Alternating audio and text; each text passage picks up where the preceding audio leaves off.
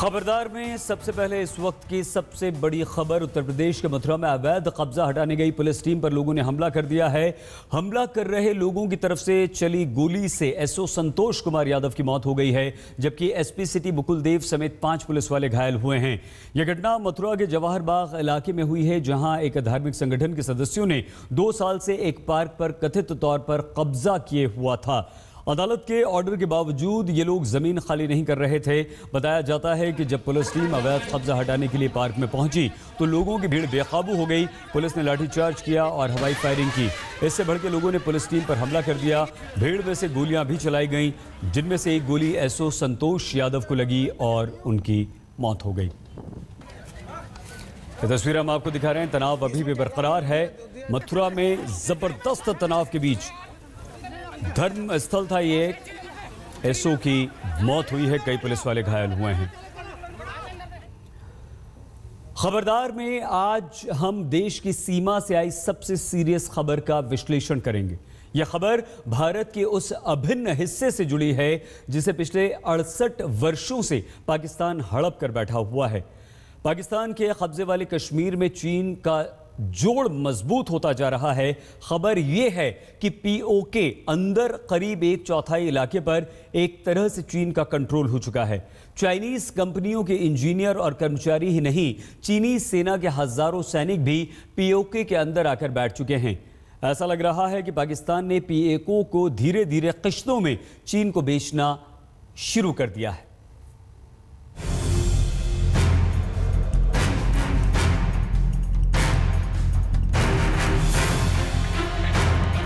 ये भारत के अभिन्न अंग लेकिन पाकिस्तान के कब्जे वाले कश्मीर की तस्वीरें हैं, जिसे पाकिस्तान किश्तों में चीन को बेचने में जुटा है। पाकिस्तान हमारे कश्मीर की जमीन पर पहले ही चीन के इंजीनियर और चीन के सैनिक लाकर बिठा चुका है। अब हालात ये हो गए हैं कि पाकिस्तान के कब्जे वाले कश्मीर का 1/4 हिस्सा एक तरह से चीन के कंट्रोल में आ चुका है। इंटेलिजेंस एजेंसियों की रिपोर्ट के मुताबिक पाकिस्तान के कब्जे वाले कश्मीर के 25% हिस्से पर चीन का दखल हो चुका है। गिलगित, बाल्टिस्तान, सतपारा जैसे इलाकों में चीन की सेना ने ताकत बढ़ा ली है। पीओके में चाइनीज कंपनियां कई इंफ्रास्ट्रक्चर प्रोजेक्ट पर काम कर रही हैं। इसी के बहाने चीन धीरे धीरे पीओके में टेक्नीशियंस, इंजीनियर और अपने सैनिकों की संख्या बढ़ा रहा है। ज्यादातर टेक्नीशियंस और इंजीनियर चीन की पीपल्स लिबरेशन आर्मी के ही हैं। अगर पाकिस्तान चीन से जुड़ा हुआ है तो ये गिलगित बाल्टिस्तान के कारण ही है। तो गिलगित बाल्टिस्तान के माध्यम से ही पाकिस्तान चीन से जुड़ा हुआ है। तो जो चाइना पाकिस्तान इकोनॉमिक कॉरिडोर या जो भी कुछ बनना है वो इसी क्षेत्र से रास्ता उसका जाना है। और यहाँ पे जो बांध बन रहे हैं और जिनमें करीब 32 ऐसे प्रोजेक्ट हैं जिसमें चीन के लोग काम कर रहे हैं। पाकिस्तान के कब्जे वाले कश्मीर में जिस तरह से चीन धीरे धीरे कंट्रोल करता चला जा रहा है वो सबसे बड़ी चिंता का कारण होना चाहिए, क्योंकि कश्मीर का ये हिस्सा भारत का अभिन्न अंग है और यहाँ पर किसी भी दूसरे देश की कोई भी हरकत बर्दाश्त नहीं होनी चाहिए।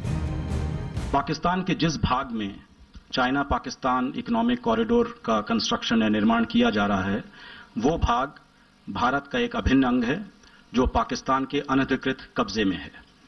और हम लोग ने ये स्पष्ट कर दिया है चीन को भी और पाकिस्तान को भी कि उस पर इस तरह का कोई कार्य नहीं होना चाहिए। भारत ने पीओके को लेकर कई बार चेतावनी दी है, चीन से सीधी बात भी की है, लेकिन चीन को कोई फर्क नहीं पड़ रहा। वो लगातार पाकिस्तान के कब्जे वाले कश्मीर में अपनी ताकत बढ़ाने में जुटा है। खुद पीओके के लोग और वहां के नेता इस बात की पुष्टि करते हैं।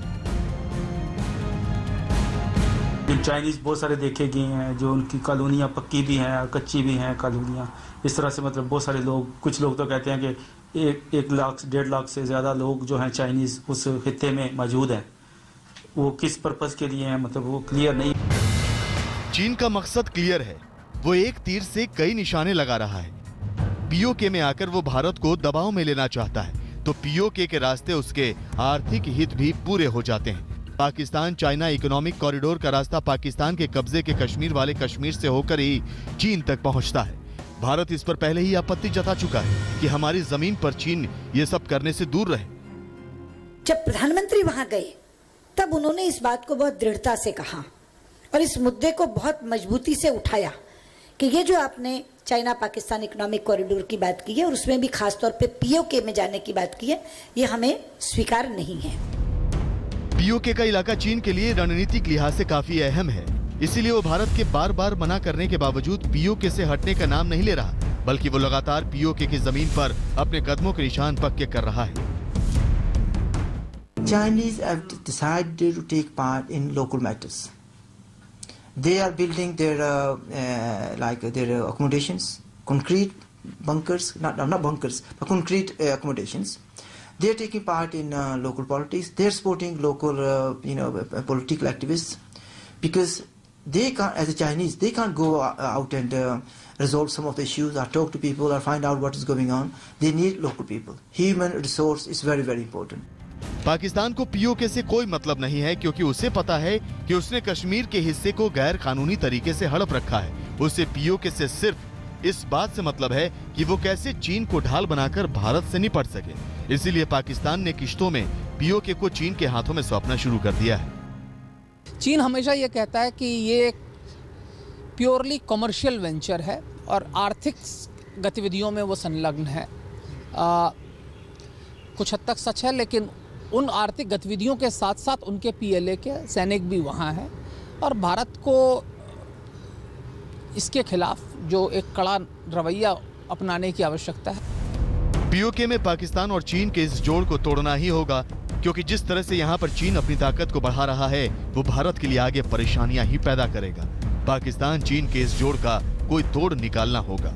मंजीत नेगी, दिल्ली, आज तक। पाकिस्तान के कब्जे वाले कश्मीर में किस तरह से चीन ने अपनी ताकत और मौजूदगी बढ़ा दी है, आइए ये हम आपको बताते हैं, क्योंकि ये भारत के लिए बहुत बड़ी चिंता वाली बात है। गैर आधिकारिक अनुमान के तहत पीओके में करीब 1 से 1.5 लाख चीनी सैनिक, इंजीनियर और दूसरे कर्मचारी मौजूद हैं। 2010 में न्यूयॉर्क टाइम्स की एक रिपोर्ट के अनुसार पाकिस्तान के कब्जे वाले कश्मीर में चीन के करीब 11,000 सैनिक मौजूद थे।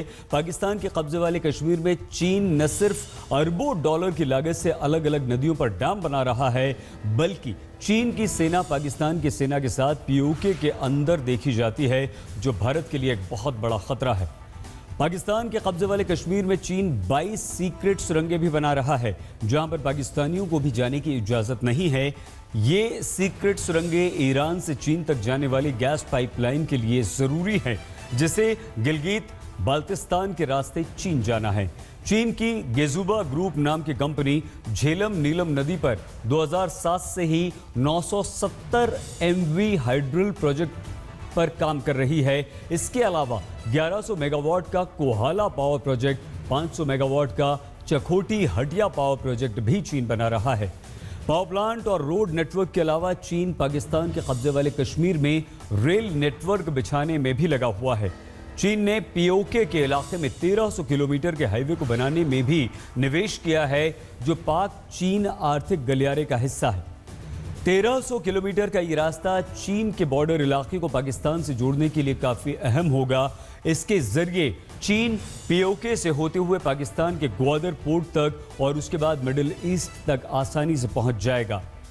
इस कनेक्टिविटी से चीन के अपने इंपोर्ट और एक्सपोर्ट के लिए 12,000 किलोमीटर की दूरी कम हो जाएगी। पाकिस्तान सिर्फ इसी बात पर सीना चौड़ा कर लेता है कि चीन उसकी तरक्की के रास्ते बना रहा है, लेकिन सच ये है कि चीन पाकिस्तान को मोहरा बनाकर अपने आर्थिक हित साध रहा है। पाकिस्तान को पीओके से लेना देना नहीं है, इसीलिए वो पीओके को चीन के हवाले कर रहा है। चीन को पाकिस्तान से सिर्फ इस बात का मतलब है कि वो उसके आर्थिक हितों का रास्ता बन रहा है। पाकिस्तान के सीने पर कदम रखकर चीन एशिया में भारत को कंट्रोल करना चाहता है।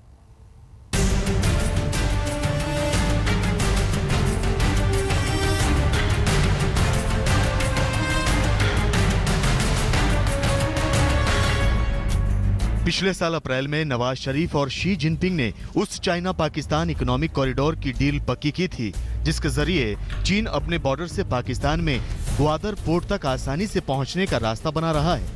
लेकिन करीब 2400 किलोमीटर का ये रास्ता कश्मीर के उस हिस्से से गुजर कर जाता है जो हिस्सा कानूनी तौर पर भारत का है। भारत ने चीन से साफ कहा है कि वो पीओके में अपना काम बंद कर रहे, जिससे पाकिस्तान चिढ़ गया। भारत ने बड़ी तेजी से सीपैक के खिलाफ और जो गिलगित बल्तिस्तान में जो काम हो रहा है सीपैक के हवाले से, उसके खिलाफ चीन के ऊपर प्रेशर डालना शुरू कर दिया है। और ये जो प्रेशर डाल रहा है, इसके बरक्स जो हमारी तरफ से जो काम होना चाहिए, जो हुकूमत को दिफा करना चाहिए, हुकूमत को बोलना चाहिए, वजीर आजम नवाज शरीफ साहब की हुकूमत इस मामले में से कंप्लीटली गाफिल है। बिल्कुल कोई काम नहीं हो रहा।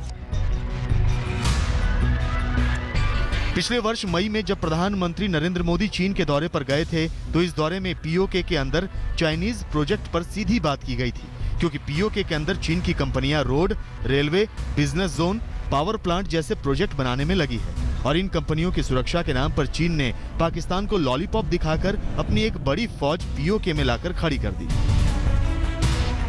जब पाकिस्तान ने आज़ाद कश्मीर जितना बड़ा इलाका चीन को 1962 में तोहफे में दे दिया, तो उसकी आर्मी अगर गिलगित बल्तिस्तान में आ गई या लाइन ऑफ कंट्रोल के पास, तो अचंभे वाली तो बात नहीं। पूरा पाकिस्तान चीन ने संभाला हुआ है। इन्हें चाइना के वो 555 के ताले देते थे, पहाड़ भी खोद के ले जाता है, सड़कें भी वो बनाता है। वो हंजा वो अताबाद झील बनी थी, तो वो सारी रोड चाइनी फौज ने आके बनाई। पाकिस्तान में चीन के इकोनॉमिक कॉरिडोर का रास्ता उस जमीन से होकर जाता है जो आधिकारिक और कानूनी तौर पर भारत का अभिन्न अंग है। ये बात पाकिस्तान और चीन दोनों को पता है, लेकिन भारत से कूटनीतिक तौर पर पस्त पाकिस्तान के लिए पीओके में चीन के जरिए भारत को परेशान करने का मौका दिख रहा है। इसमें चीन का 100% फायदा है, जिससे भारत को घेरने का आसानी से बड़ा मौका मिला है। इससे बड़ी ज्यादती क्या हो सकती है कि कॉरिडोर खुल रहा है चाइना से ग्वादर तक। आप शायद रेशम बना रहे हैं, क्या बना रहे हैं, रेल की पटरियां बिछा रहे हैं, जहाज हवाई अड्डे बना रहे हैं। 2 दिन चीन का वज़ीर आज़म यहां आया सदर। कश्मीर जिसके सीने से आपने गुजारनी है, वो सड़क और ट्रेन, और जिसमें अरबों डॉलर आपने खाने और कमाने हैं, कश्मीरियों का नाम ही नहीं है, गलगितियों का नाम ही नहीं है, बल्तियों का नाम ही नहीं है। भाई क्यों भाई, देखो गुलामों से कौन पूछता है कि अभी पाकिस्तान ने एक तरह से खुद को चीन के हाथों बेच दिया है। ऐसे में खुद को बेच चुका पाकिस्तान अगर पीओके को चीन के हाथों बेच दे, तो इसमें हैरानी नहीं होनी चाहिए। पाकिस्तान ने खुद को चीन के सामने सरेंडर कर दिया है। आज हम भिखारियों की तरह उनके हाथ पाक चीन दोस्ती खुशामदीद से रोज पहुंचे होते हैं। ये पहाड़ों से ऊंची है, समुद्रों से गहरी है, शायद से मीडियम मरासियों की तरह लगे हुए। तो भाई उनका मॉडल उठा लो, थोड़ा सा बीच में सिंगापुर डाल लो। ये जमहूरियत वाला खाता कोई नहीं है। टॉप से लेके बॉटम तक डंडा दरकार है। दुनिया को बता दो कि यार हम थक हार गए हैं, बहुत हमारी हिम्मत जवाब दे गई है। चीन को पाकिस्तान की तरक्की नहीं बल्कि अपने हित दिख रहे हैं, क्योंकि उसे पाकिस्तान के बहाने पहले भारत को परेशान करने का मौका मिल रहा है। दूसरी तरफ पाकिस्तान में जो आर्थिक गलियारा वो बना रहा है, उसमें उसके ज्यादा हित है, क्योंकि इससे चीन की मिडिल ईस्ट के देशों तक दूरी करीब 12,000 किलोमीटर घट जाएगी और चीन की पहुंच हिंद महासागर तक हो जाएगी, जहां से वो दक्षिण एशिया ही नहीं पूरी दुनिया में दादागिरी करेगा। आज तक ब्यूरो। यहां पर आपके लिए पाकिस्तान के कब्जे वाले कश्मीर की पूरी तस्वीर को समझना भी बहुत जरूरी है। जम्मू और कश्मीर का कुल इलाका 2,22,236 वर्ग किलोमीटर है। इसमें 78,114 वर्ग किलोमीटर का इलाका पाकिस्तान हड़प कर बैठा हुआ है, जबकि 37,555 वर्ग किलोमीटर के इलाके पर चीन ने 1962 के युद्ध के बाद अवैध कब्जा कर रखा है। यही नहीं, वर्ष 1963 में पाकिस्तान ने कश्मीर की 5,180 वर्ग किलोमीटर की जमीन चीन को दे दी थी।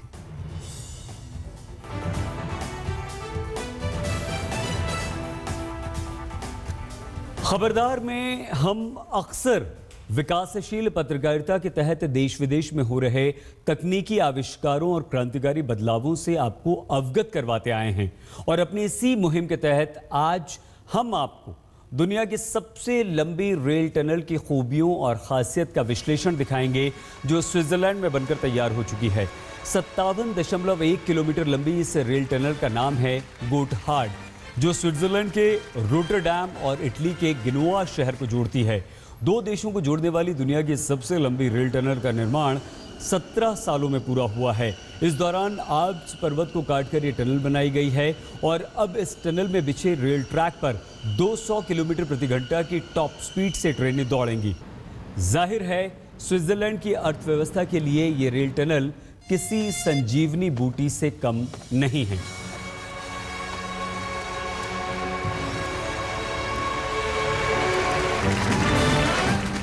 और आइए अब हम आपको स्विट्जरलैंड लिए चलते हैं और आपको दुनिया की सबसे लंबी रेल टनल की खूबियों से सजी अपनी ये विशेष रिपोर्ट दिखाते हैं।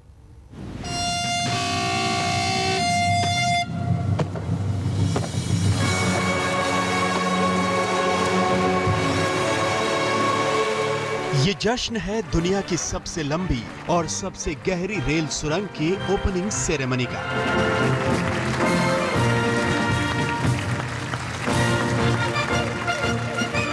यह है दुनिया की सबसे लंबी सुरंग जिसका नाम है गोटहार्ड, जो बनी है स्विट्जरलैंड में ऊंचे ऊंचे आल्प्स पर्वतों को काटकर।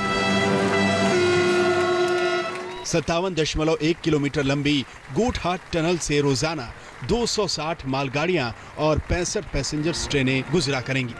टनल में ट्रेनें 200 किलोमीटर प्रति घंटे की रफ्तार से दौड़ सकेंगी।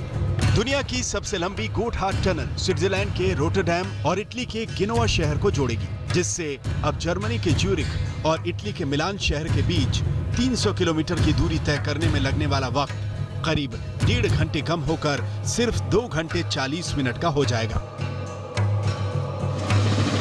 गोटहार्ड रेल सुरंग के भव्य उद्घाटन समारोह में स्विस अधिकारियों के साथ साथ German chancellor Angela Merkel, France के राष्ट्रपति फ्रांसवा ओलांद और इटली के प्रधानमंत्री मैतो रेंजी भी मौजूद थे।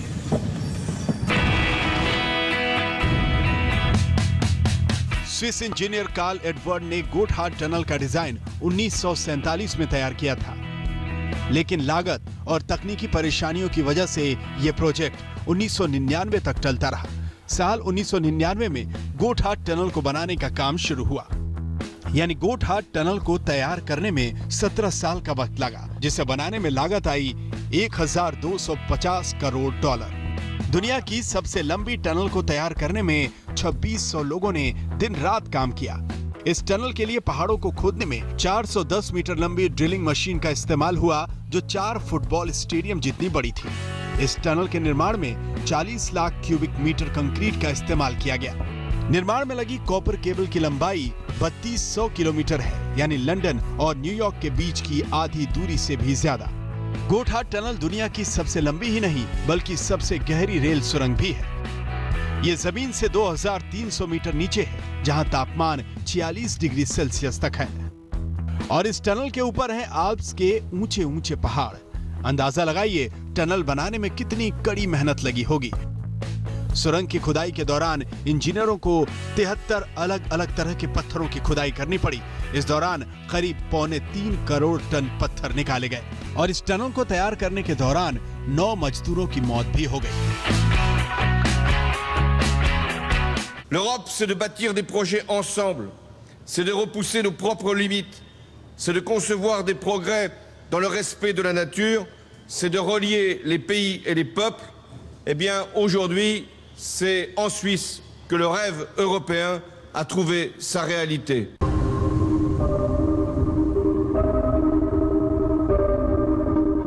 कड़ी मेहनत और 17 साल के इंतजार के बाद दुनिया की सबसे लंबी गोटहार्ड सुरंग बनकर तैयार है। अच्छी बात यह है कि इस सुरंग का निर्माण तय समय और तय बजट में हुआ है।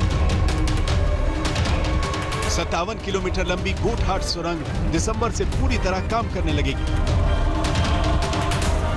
गोटहार्ड सुरंग की खासियतें और निर्माण की कहानी भी इस सुरंग की तरह ही काबिले तारीफ है।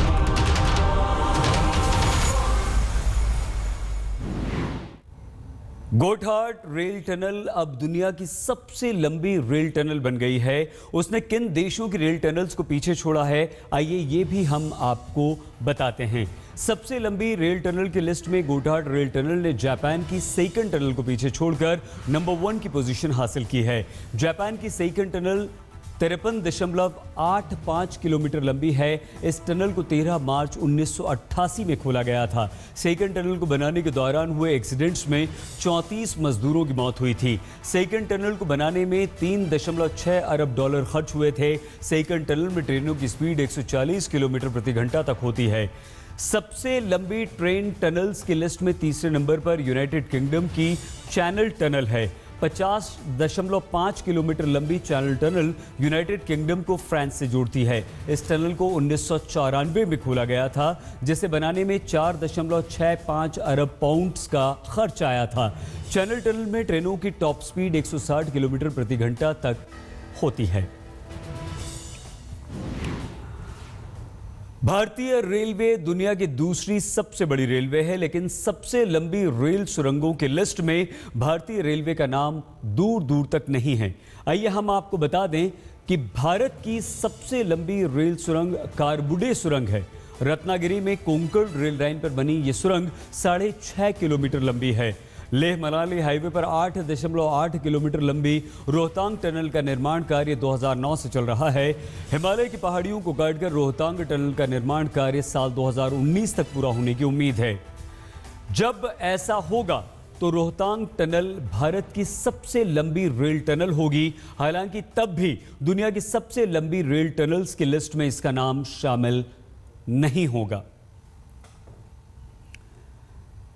जब से स्मार्टफोन्स आए हैं, दुनिया भर में सेल्फी लेने का दौर भी आ गया है। लेकिन चिंता की यह बात है कि सेल्फी लेने के चक्कर में जान देने का दौर भी चल पड़ा है। सेल्फी लेने के शौक में लापरवाही बरतना और लापरवाही की वजह से जान से हाथ धो बैठना अब दुनिया भर का ट्रेंड बन गया है।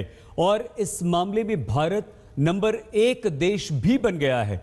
दुनिया भर में सेल्फी डेथ्स के आधे से ज्यादा मामले भारत में ही होते हैं।